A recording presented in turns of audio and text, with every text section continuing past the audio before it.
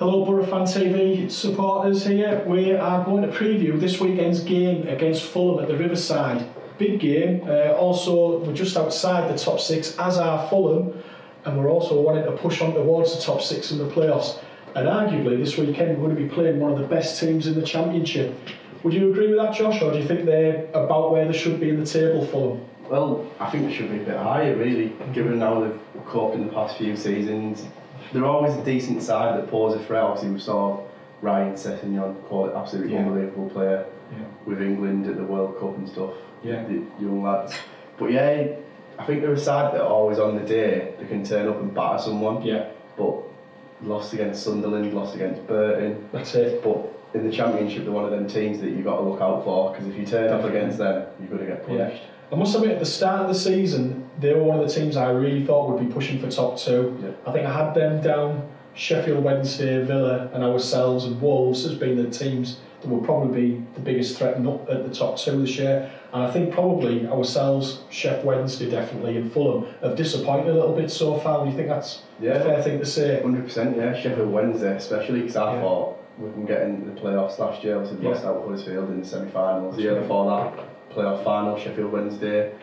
But yeah, Fulham are another team that you expect to always be up there and battling. So it's one of them games where we really need to be careful, because if we don't show up and we just expect to go and win, it's not going to happen for us. And that's it, like we touched on earlier there, consistency I think is the thing. A lot of teams do search for consistency in the Championship, and I think Fulham in a way are no different to us. And like you mentioned earlier, they've lost at Burton Albion, they've lost at Sunderland this year. They've also got to places like Cardiff and won 4-2 a couple of weeks ago.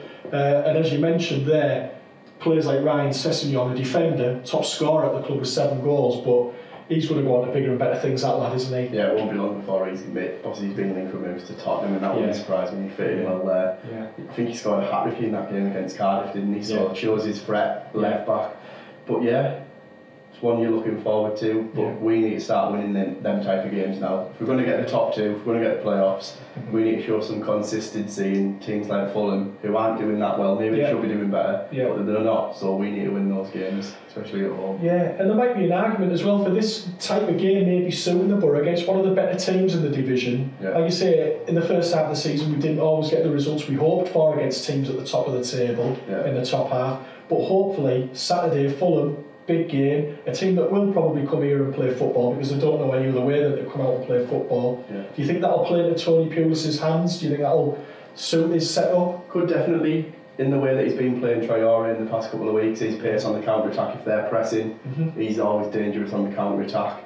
So if we get the ball to him and he's running at their defence and they're still halfway up the pitch, playing attacking football, it could definitely work in our favour. But yeah, we need to start winning against teams that are good, because we were struggling, weren't we, at the start of the season. We weren't beating anyone in them top 6 places. Obviously Fulham aren't doing that well, but they're another team who could be. You know they're going to be there, don't you? And I think that's what in a way made the Preston results so impressive and so valuable, was because they're a team that are up there and we've actually come from behind to win. So the character's there.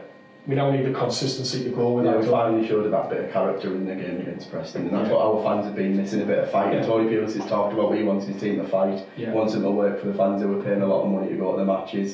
So that's a good thing to see, and they need to show the character they can do it on a consistent basis now. It's definitely what we need. And also, there's some murmurings coming out of Fulham and Craven Cottage, and there might be a little bit of discontent there with Savisa Jokanovic, the manager, and the board.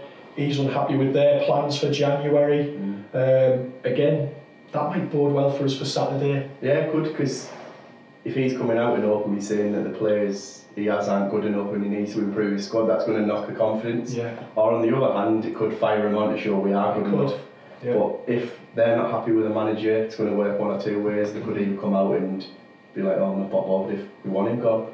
But if they don't, then and they want him, they might show a bit of fight for the manager. But it definitely could work in either way. But hopefully it's in our favour. Like I say, intriguing game Saturday. I think it's one that's maybe a bit too close to call at the moment. In terms of the setup of the team, what do you expect on Saturday? Do you think there'll be many changes from the team that started the game against Sunderland in the FA Cup? The Sunderland game, I expected us to go a bit weaker, but it was close to our strongest 11 from what we've seen so far from Tony Pulis. We know he wants Randolph in goal, shot in, Ayala, Gibson, Friend over Fabio. Obviously, he said Fabio's probably going to leave. The only one that I can see changing maybe is Braithwaite to a Sombalonga. I think Gusted will definitely be there. Traore and Downing clearly loves them too, especially Downing.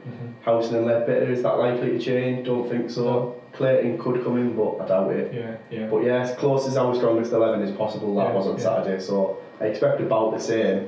With Braithwaite the only one who may drop out, but maybe not. And that might be the $64 million question. That how would Gusted and a Sombalonga match? We had a little bit of a taste of it at the start of the season in some games. Do you think that's a partnership that could work, Josh? Yeah, definitely. You've got one big man who chips in with goals, so it's always nice. And then Sombalonga is a goal scorer, isn't he? But maybe you need someone who's moving about a bit more around him. Bamford showed a bit of energy, came on Preston, them two up front. And them two substitutes changed the game. So it might be something he's tempted to do again, go with Bamford and Gusted. Because Bamford's always a threat and winning penalties, like we were talking about earlier. And then Sombalonga could, obviously, goal scorer, so it's difficult to drop that 15 million man. Obviously, Pulis has been bold enough to do that. But yeah, Braithwaite's classy. He's more of a suited to the 10 position, whether he's playing two strikers. But the short signs that they can link up on Saturday, because the finishing wasn't there from Braithwaite in the end. Unlucky stuff. But it's another option, isn't it, to go on to for the rest of the season? Talking of a few players that we know, we're quite familiar with, Fulham, we've obviously mentioned Ryan Sessegnon. Shea Yojo was someone that was linked with the Boro in the transfer window back in August from Liverpool. Do you know much about him? Tricky winger, isn't he? Got a bit of pace. He's someone who can always threaten our full-backs. We've struggled this season from wingers getting crosses in at the back post, so our full-backs will have to be on the ball, because that's something that's really frustrating. We've conceded a lot of goals in that area. I think a lot of teams have now pinpointed that as a bit of a weakness. I know the goals at Bristol City came that way last week. Preston, both goals, and then obviously Adoma, Snodgrass. There was 3 goals in a row. Crosses have come into the back post. It seems as though at the times full-backs aren't quite switched on to once. So they need to be on the ball. So I can sort of understand why Pulis is going for the bigger full-backs rather than Fabio and Christie, who were less defensive. So you've got Friend there shot, and if his cross is coming in at the back post, then they should be there to deal with it. But yeah, that's definitely our weakness so far this season, so we'll have to be careful with watching the wingers. Definitely. Especially someone like Oshu, who's probably got a decent crossing in. Not sure if he has, but he might. He's likely to on Saturday, won't he? Now, the other thing was, mentioned there's a couple of players in the Fulham lineup who might be familiar to Boro fans at the weekend. Ryan Fredericks, who played in the playoff season, where we got the playoff final, but more so Tommy Callas, who had a couple of years at the Boro on loan from Chelsea. Any memories of Tommy Callas, Ryan Fredericks? What do you think they did on their time in Teesside? Ryan Fredericks, he never played much, did he? No. It was a weird one, because we had him for the playoff final and he ended up sitting on the bench while he played Dean Whitehead, But yeah, he was always a decent player. I thought he looked pretty good, and I had him in the team a bit more than we did have him, because that season we struggled for right backs. Obviously we had Dean Whitehead against Man City in the cup. He back pocketed Jesus Navas. That was quite a good. Put that on your CV. It's not bad at all. But yeah, Tommy Callas loved him. He was one of them who connected with the fans, didn't he? Went up to the south stand after games with George Friend and did a bit of a salute. But Tommy Callas loved him. Never couldn't play in the playoff final. Still there, cheering the boys on. And he came back straight away. A lot of jokes about him loving the Marbella training camp, but yeah, I enjoyed Tommy Callas. Thought he was a decent player. Yeah, he was definitely committed to the cause, wasn't he? 100%. So Fulham, it is Saturday. They've taken 13 points from their last 6 matches, which isn't a bad return. And that one defeat in that run was at Sunderland, and the other points they dropped were at Hull. 2 teams that are, you would say, probably struggling in the Championship this season. Yeah, both in the bottom 4, aren't they? Do you think Fulham are a team, like we said earlier, it might suit us playing a team that are good and open and play attractive football, but do you think they respond to playing better opposition themselves? Yeah, they could do. If you're looking at, they're losing to Sunderland and Hull, so they might have that bit of fighting character about them. They want to prove that they're good and they're good enough to beat the top teams. So we need to, like I said, we need to be careful around Fulham, because they're one of them teams that on the day they'll punish you. If you slack off, if our full-backs turn off, we'll be conceding them back post goals. So it's something that we definitely need to be wary of.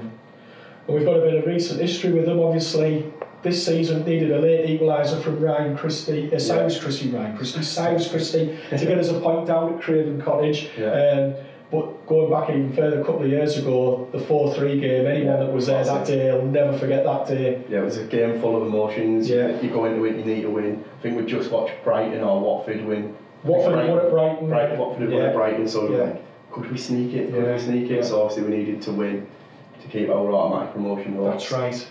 And then they go 3-1 up, George Friends red carded. Yeah. All of a sudden 3-2. Yeah. And then Kike's putting that unbelievable header in. It's 3-all, and you're all stood there in the stands like. Everyone's starting to think they could do this for 10 men, come back. I always say it's one of the most emotion-packed games I've ever, other than the Storywood Press games. Yeah. Just still on another level. Fulham was like crazy because 1 minute you're like, oh my god, we're losing. Well, at the start you're like, oh no, we've lost. Yeah. Then you're back into it.